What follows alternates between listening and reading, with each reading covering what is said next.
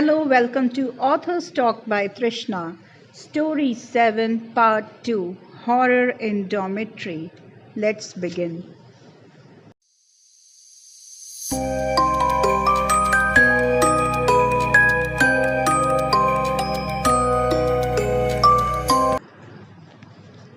The first day of classes were very hectic.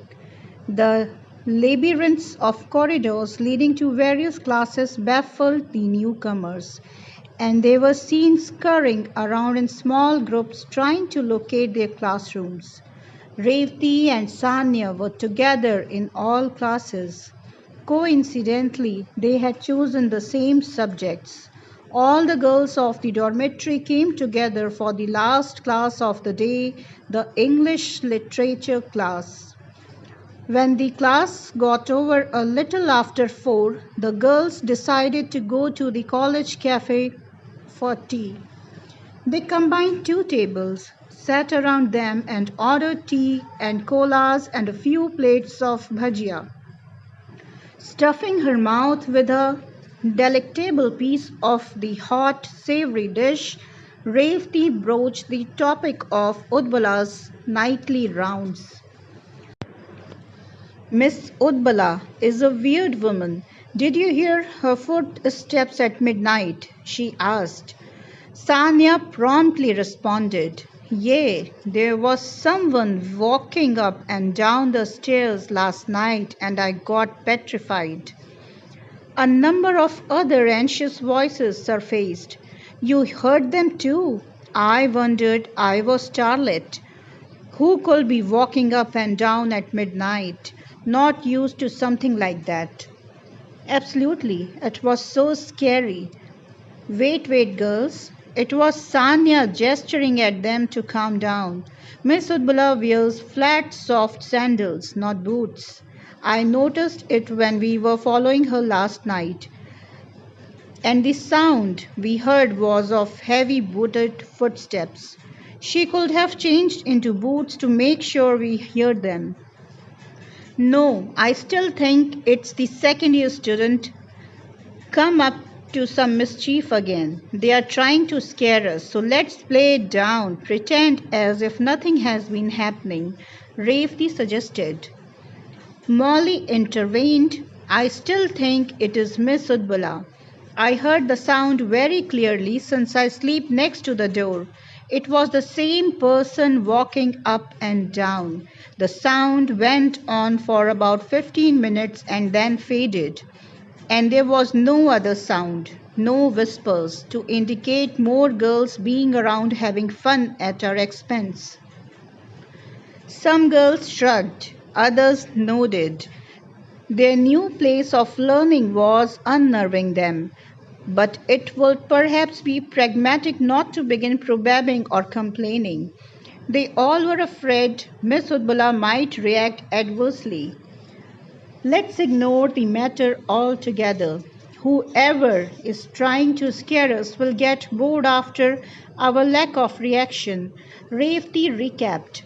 The idea appealed to the others. Having finished their tea and snacks, the girls dispersed. Revati and Sanya went to sit under a tree in the college lawns. They had developed a strong friendship within a span of a day. They had so much to talk about, and Sanya was a non-stop chatterbox. They discussed their families, their schools, their aspirations, and so forth. Sanya did most of the talking. After graduation, I'm going to take over my grandpa's estate, you know. He told me so. I am his eldest and favorite grandchild. He loves me so dearly, and I love him the most, more than my own parents, she informed Revati. They stayed out chatting till the light began to fade. Revati felt good. She missed home a little less today. The night slowly sneaked in, and so did the gloom in the dorm. It sucked out the normal exuberance of the girls, turning them all sullen and silent. Many girls returned to the dorm just to change into their casuals and rushed out. Then the whole flock returned together immediately after dinner so that they would have enough time to do their stuff before Udbala's imposed blackout. What reasons did she have to switch off their lights thus? It wasn't happening in the other hostels. The girls had checked. Neither had the other wardens imposed on them such needless restrictions. Why with them, then? It wasn't fair. Sitting at the dining table, they had discussed it all and then decided to approach the college principal at the earliest. On this second day at the dorm too, the lights were switched off precisely at 10. The girls slipped under their sheets. Some had immediately dozed off, while others were still tossing and turning, when there occurred a loud bang startling them. The girls jumped out of their beds. Earthquake! Someone shouted. No, silly, isn't an earthquake. This region is not earthquake prone. Someone's cupboard seems to have fallen down. Anybody under one? Someone joked. How can a cupboard fall on its own? The street lamp was off today. Slivers of moonlight glided into the dorm and fell on the beds next to the windows. The rest of the dormitory was dark. A few torches were switched on. Huddled together, the bravest of them, bravely ahead of all, investigated the whole dorm. They found nothing. Maybe we are mistaken. The sound could have occurred somewhere outside. Perhaps it came from the floor below. Nitya represented her point of view. For quite some time the girls stood nestled and like a bunch of grapes, shaken and scared, not impressed by Nitya's explanation this time. Revati least of all. The sound had very clearly come from within their dorm and from the space between her and Sanya's bed. Strangely, there was nothing amiss. We are the top of the building, girls, so something must have fallen on the roof right above. Revati suggested. Quite possible. The girls slowly returned to their beds. The footsteps were heard on the stairs again that night, and the next and next. The girls smiled and smirked at the utter defeat of the senior students trying to frighten them. For one full week they pretended to be casual about the affair. Some girls did notice the second-year students glancing at them probingly or throwing the query, "All okay?" That added to their conviction that the second-year hostlers were the mischief makers. No matter how much they pretended everything was okay, the nightly disturbance was suffering them all. Peculiarly, it affected Sanya the most. She had begun to look pale and listless, as if being squeezed off her energy. "Are you well?" Revati asked her number of times. "I just feel weak. Maybe the food here is not suiting me," she would reply. Meanwhile, they tried speaking to the dean, who said she would attend to their complaints only the week after, since she was very busy at the moment. The college principal was away attending a seminar in other city. They would approach her as soon as she returned, decided the girls. Then a week later, the footsteps enters the dorm. Revati was woken from her sleep when she heard them. It was only one pair of footsteps. Can it be a senior girl, or has Miss Udbala came inside for a surprise inspection? That means Molly has forgotten to bolt the door tonight. Revati speculated but didn't open her eyes. She had to pretend to be fast asleep to escape confronting Miss Udbala. The footsteps now reached the end of the dorm and then faded into the toilet. Revati kept awake for them to return, but that didn't happen. By and by she fell asleep. When next morning Revati raised the topic of footsteps inside the dorm, she was amused to know that those who had heard them had followed exactly her stance and pretended to be asleep. Some girls were actually fast asleep and had heard nothing. Where is Molly? She's supposed to fasten the door at the night. We gave her the responsibility, but she left it open for anybody to just walk in. Revati furiously looked around for her to give her a piece of her mind. I think she is in the bathroom, Sanya informed. Just then Molly returned and Revati chided her. Why didn't you bolt our dorm last night, Molly? We don't like Miss Udbala marching in the middle of the night. If you are so forgetful, I'll. But I had bolted it, Molly protested. 100%. Look, it's still bolted. She stood casually, wiping her wet hair with a towel.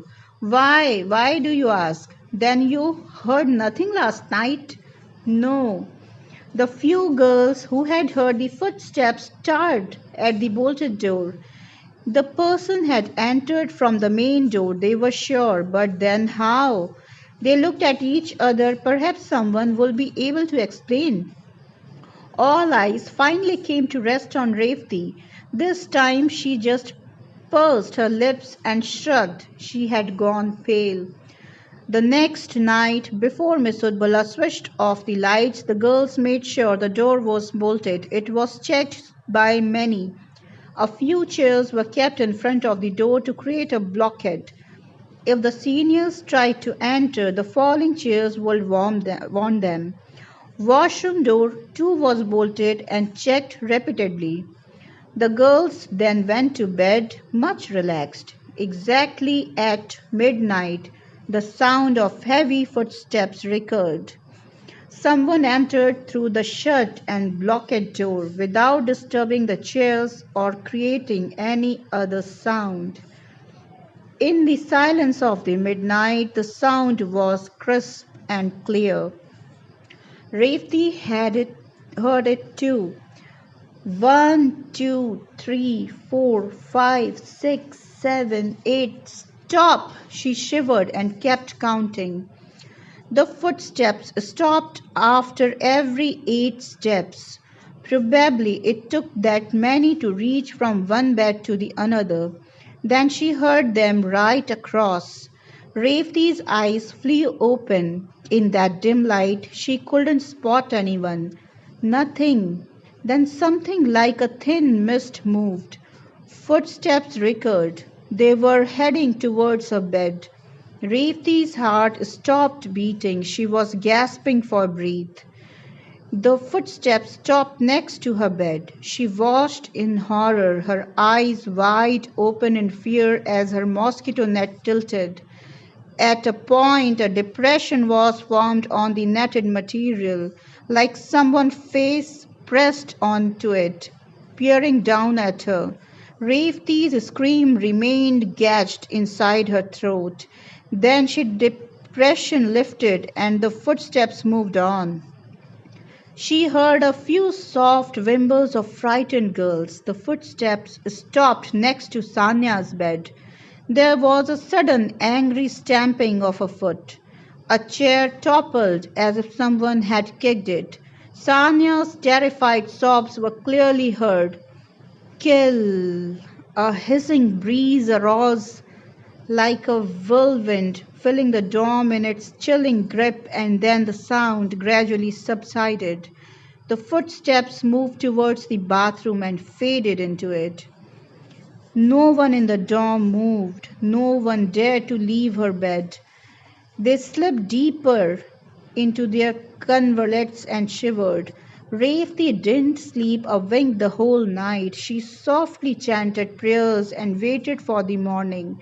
At the first light of the day, she was up, sitting on her bed. So were the others. Their faces were pale and disturbed. The girls exchanged glances, but nobody dared to speak. What they had experienced last night wasn't normal at all. There was something weird in the dorm, something paranormal. Sanya was right. Revati was the first one to get out of the bed. She put on her slippers and approached the door on tiptoes. 17 pairs of eyes followed her. Once at the door, she hurriedly began removing the chairs. "Come on, girls, help," she whispered urgently. The others left the bed very reluctantly, as if something untoward would happen if they did. Once they were out of the beds, it took them a minute to dash out of the dorm. They were rushing down the steps when they met a few second-year students who were enjoying the cool morning breeze out in the corridor. "Wait, what happened? Where are you all rushing off to?" A tall, pretty girl rushed to block their passage. A few more girls joined her. With the passage now completely blocked, the juniors stood helplessly. "Tell us, what's the matter?" Suparna, the pretty girl, asked politely. Though some of the terrified girls were itching to share their ordeal with them, presuming that these girls could probably throw light on the strange things going on in the dorm. They were also afraid of becoming targets of their jokes. Somewhere at the back of their minds lingered at the doubt that perhaps the seniors had something to do with their ordeal. After a painful silence during which the seniors refused to clear their way, Rafti, who was leading the panicky cluster, answered, "We are going to see the warden. Now if you'll excuse us." "You look frightened. Did something happen?" When the young girls refused to open their mouths, Suparna came to the point. "Did you hear the unexplained footsteps? Is that why you all look so unnerved and scared?" Revati's eyes opened wide. "How do you know about the footsteps?" "We lived in the dorm last year for a month, so we know. We heard them every day, as if someone unseen was walking around looking for someone." "Oh, I see. And we kept thinking you all were doing it deliberately to scare us." "That was till the footsteps entered the dorm," Molly conveyed, rolling her eyes. Revati nodded vigorously. "And apart from the daily footsteps, Sanya faced something strange in the bathroom the first night we were here. Then someone unseen peered at us last night. It flung down Sanya's chair too, and then we heard a scary sound, a ghostly voice, like someone saying, 'Kill.'" Revati stopped, as she was now breathless. Many girls standing on the stairs turned to look behind them and visibly shivered. "Really? My God, poor you. You must have been frightened out of your wits." Suparna puckered her brows. "We just heard footsteps of someone in heavy boots. Those footsteps would walk through the dorm exactly at midnight and then disappear into the bathroom. Nothing more. That frightened the hell out of us." "What did you do then?" "First we did exactly what you are doing, rushed to Miss Udbala, the dragon, but she shouted at us, said we are a bunch of liars, frauds, and sent us right back to the dorm, but not before warning us against opening our mouths and spreading tales. She said we will be expelled from the college if we tried that." Another girl said, "All these days we were waiting for your reaction, wondering when you'll all realize that the dorm is haunted. But there's no point going to Udbala. She won't listen, will shout at you, and later, if you talk about it to other lecturers, she'll become problematic, trying all sorts of tricks to make your life miserable. She did that with us, but strangely she never enters the dorm. It is as if she is scared." Gauri, standing next to Suparna, announced, "Because she is the only one who knows why the dorm is haunted, and it is not something new." Suparna elucidated. "You mean it has a long history of a ghost living in it? Or ghosts?" added Gauri. You see, the dormitory came in use only last year after remaining unused for many years. There were always rumors that it was haunted. Then, the year before last, after the previous principal retired, a present principal, Mrs. Bose, was appointed. She opened a few more departments, and hence there were more students in the college. The institute was falling short of hostel accommodations, so she decided to once again bring the dormitory to use. We are the first batch accommodated in it, but after living there for a month, hearing the strange footsteps each night, we refused to even step in it. The principal had no choice but to adjust us in the other rooms. Though she rubbished our claim that it was haunted. She needs to spend a night in it to know the reality. Revti's face contorted in anger. Why is the dorm haunted? Whose footsteps are these? Sanya asked. Do you have any idea? Like, did somebody die in it? Molly posed. Yes, I do have some info, Suparna said. Two girls were murdered in here in March 1967. Two Assamese girls. Salmi and Santati were their names. It happened shortly after the dragon joined this college. It is rumored that she had a hand in the murders, or maybe she was the murderer. Doesn't she look quite capable of it? Many fresh hostlers sucked in their breath. Oh God, we are under a murderer's supervision. But why would she do that? Why did she kill the young girls? Some say they all belong to the same area of Assam and there was some family dispute. How the dragon came into the picture is unclear. But she has continued to be in the college. She wasn't arrested, Revti asked. There was no evidence against her. Like Gauri just told you, she never enters the dorm. Never, ever. Isn't it that evidence is itself? What? How do you know about all this? It happened so long ago. Revti regarded Suparna suspiciously. She was clearly skeptic of her claim. Suparna calmly met her eyes. My mother was studying in this college then. She told me all about it before I joined this college. She warned me to stay away from Miss Udbala. After she came to know that she was still working here, never trust her, she told me. More importantly, she told me never to come in her bad books. She is vengeful. Better to maintain distance from her. Another girl intervened. You'll see that most of the students know about the incident and so does the staff. It has been passed down from year to year, so everybody tries to keep their distance from her. So the dragon has no friends. Who would want to befriend such a dangerous woman? Molly hissed angrily. What did your mother tell you about the incident? Sanya was obviously keen to get to the bottom of the horrid affair. Salmi and Santati were my mother's classmates. On that fateful day, the entire class had gone for a picnic except the two of them. One of them, I believe Santati, had suddenly fallen ill after eating her breakfast.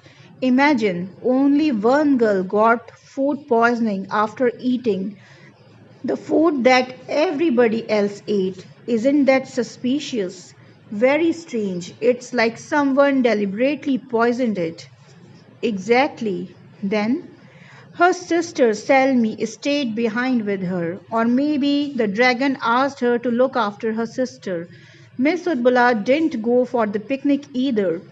When my mother and other girls returned late in the evening, they found the twins murdered in the room of the dorm. Santati lay dead on her bed and Salmi was found on the bathroom floor. She had probably run there to save herself. Somebody had mercilessly killed them, cut their throats, and Miss Udbala claimed she hadn't been to see the sisters at all and had spent the whole day in the library. The librarian was her alibi. Though she couldn't vouch for the half an hour she had taken off for lunch. She had requested Udbala to stay in the library till she returned.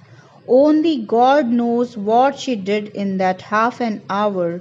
Being lunch time, nobody else visited the library.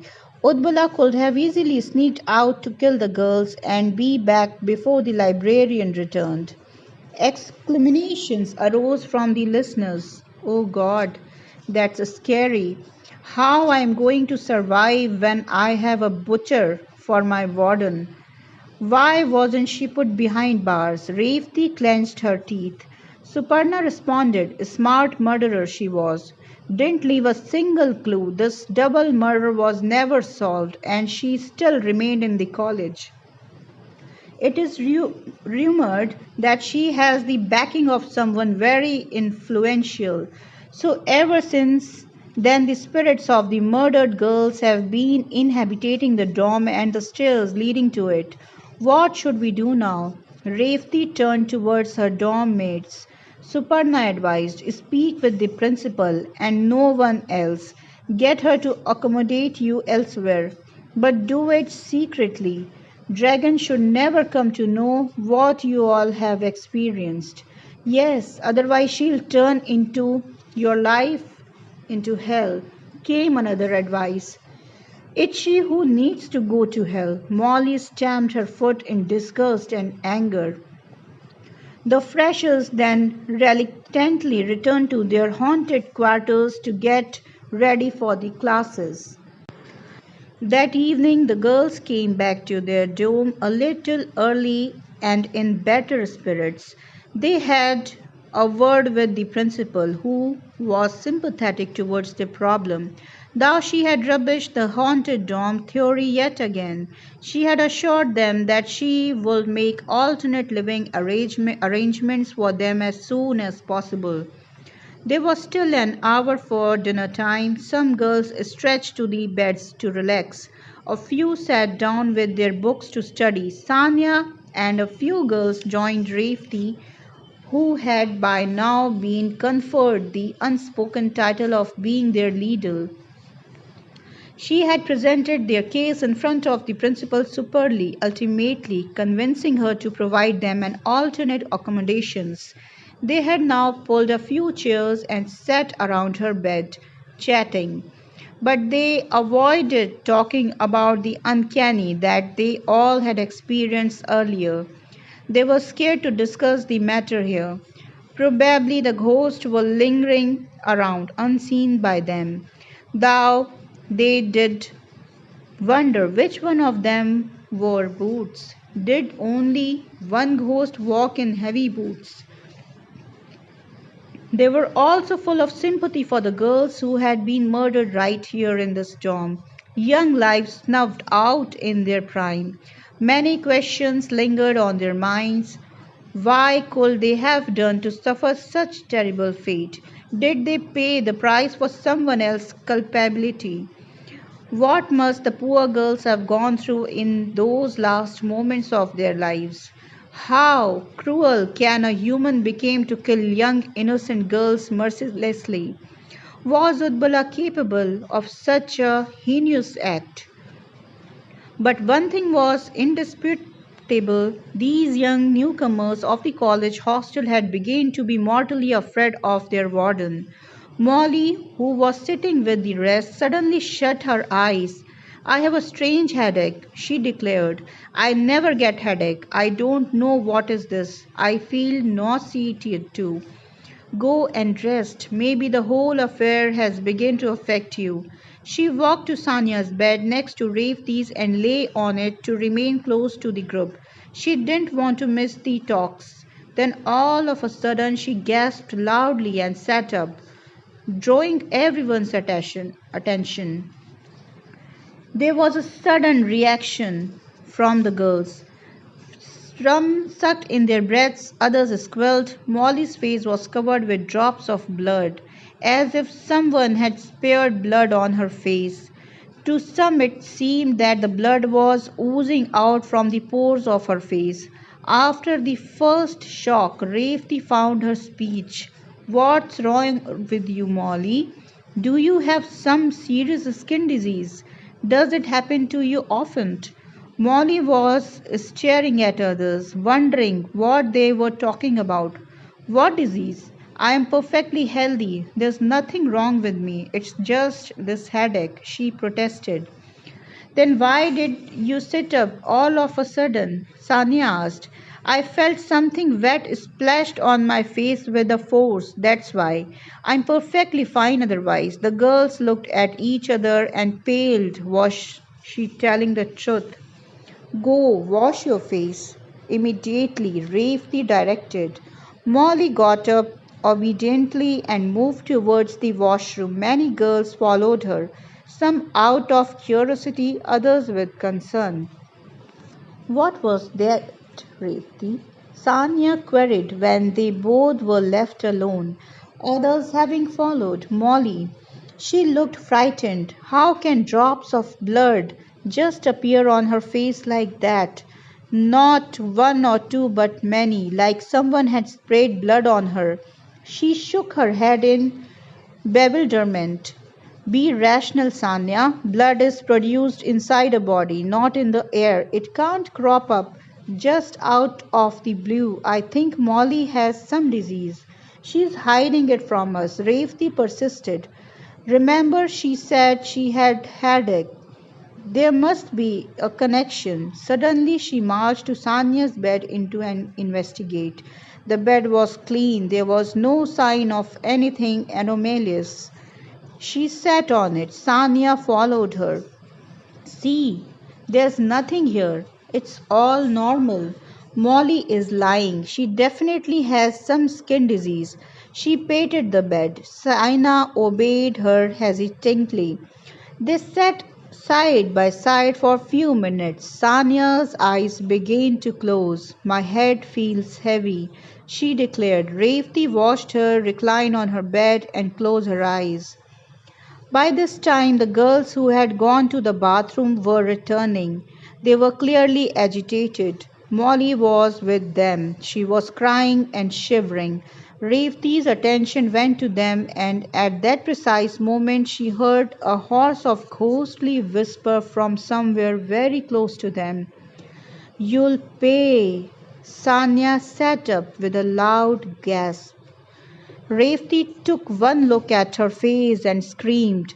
Sanya's face was covered in blood, not just a few drops but dollops of it. As an automatic reaction, Sanya's hand went to her face. She slowly wiped her cheek with her fingers and then checked. Her fingers were smeared in blood. She gagged. She stared her bloodified fingers and her eyes almost bulging out of their sockets. Then her attention was drawn towards something else. She stared at something behind Rafti and began to retch and shudder. Other girls who had sensed the paranormal rushed out of the dormitory, screaming and falling over each other. Sanya collapsed on the bed. Rafti stood frozen, stuttering and muttering incomprehensible words. She looked around. There was no one in the dorm except the two of them. She too wanted to rush out from the hall that had gone strangely silent and cold, but she couldn't leave Sanya alone.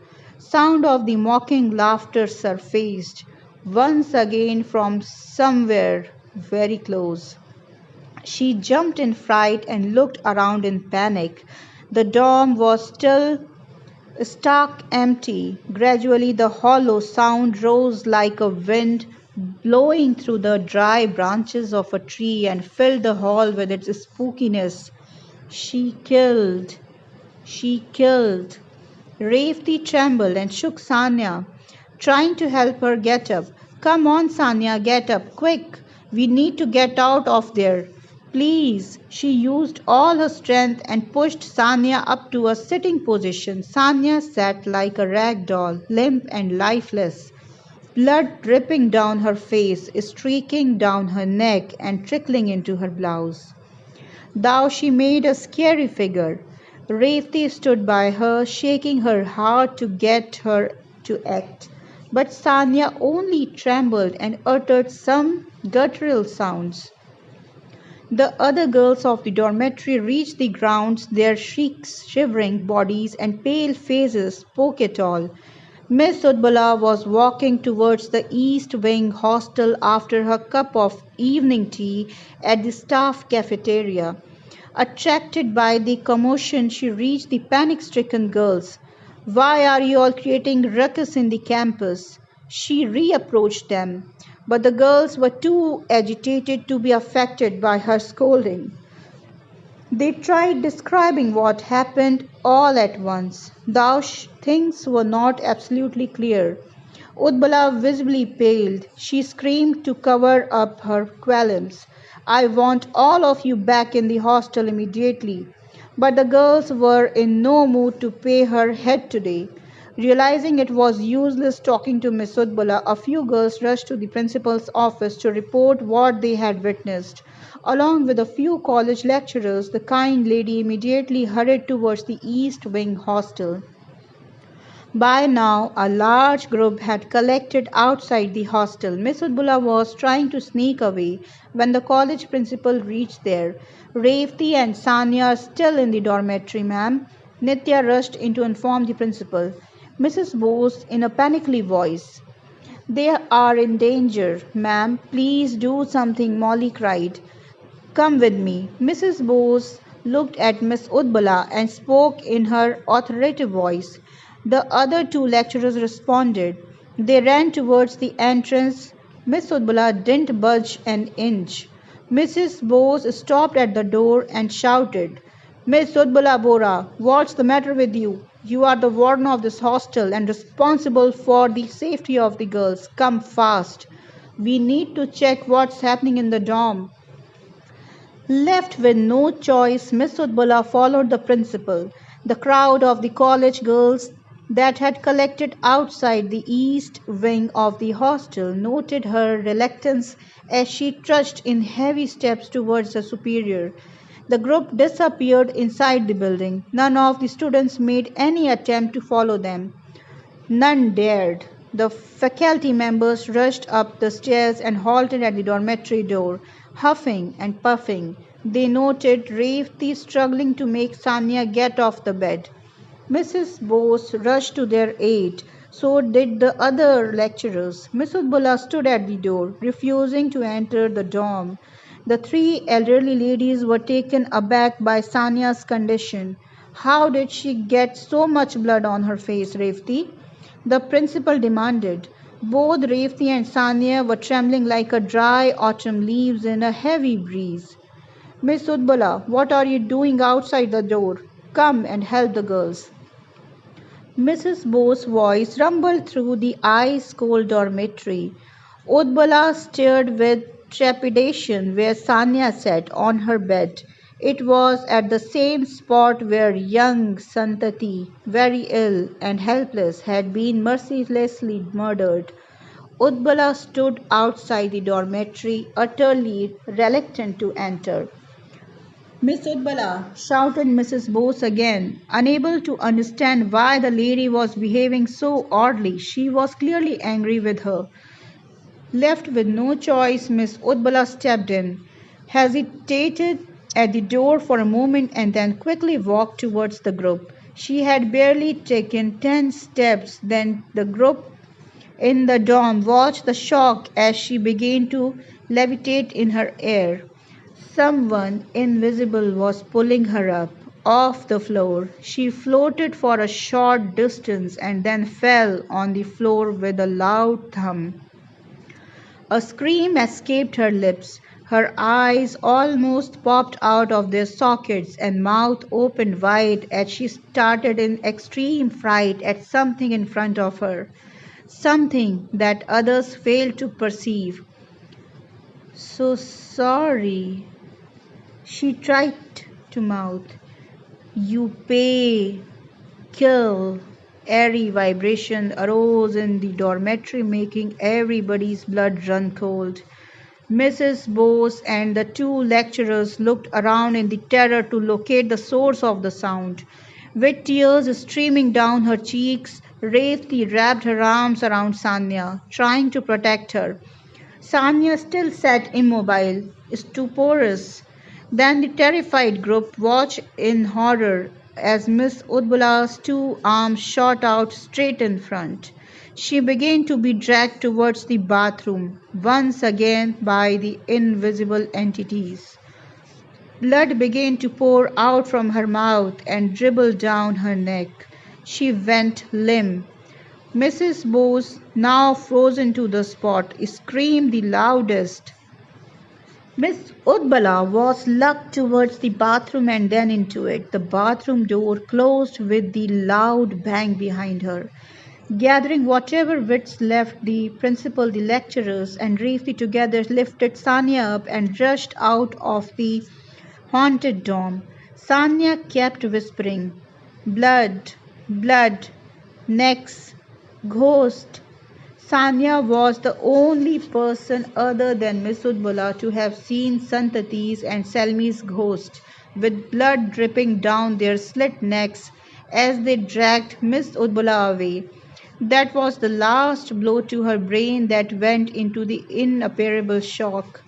Those were the last sounds Sanya ever uttered. She had been so traumatized that she lost her speech and became a mute, unresponsive body for the rest of her life, exactly like the stone statue that Rafti had seen in her dream. Once outside the building, Mrs. Bose composed herself and sent a few guards to the dormitory to help Miss Udbala. They were kept in the dark regarding to disturbing occurrence others had witnessed there, but instructed to check the toilets. When the guards reached the dormitory, Miss Udbala was beyond any help. She lay dead in the first cubicule of the toilet, exactly at the spot where Salmi had been murdered 22 years ago. Blood was oozing from her gaping mouth, her tongue was hanging out of her mouth, and her eyes were wide open and bulging. It was a horrifying spectacle. It seemed that her spirit had been wrenched out of her body. Providence had played its role. She had paid for what her karma did. Perhaps, except for the ghost and Miss Udbala, no one had an idea that the murders of the young girls had been committed at the behest of Upendra Gohen, the murdered girl's father's cousin and now Sanya's grandfather. When Upendra had initiated the gruesome affair, he had never thought that one day he too would have to wallow in pain, seeing this darling granddaughter turned into a stone, and only then he would understand that it was easier to inflict pain on others than having to bear it on oneself. It was all for today. See you soon with new stories. Till then, like, subscribe, and share my channel. Thank you so much. Have a pleasant night.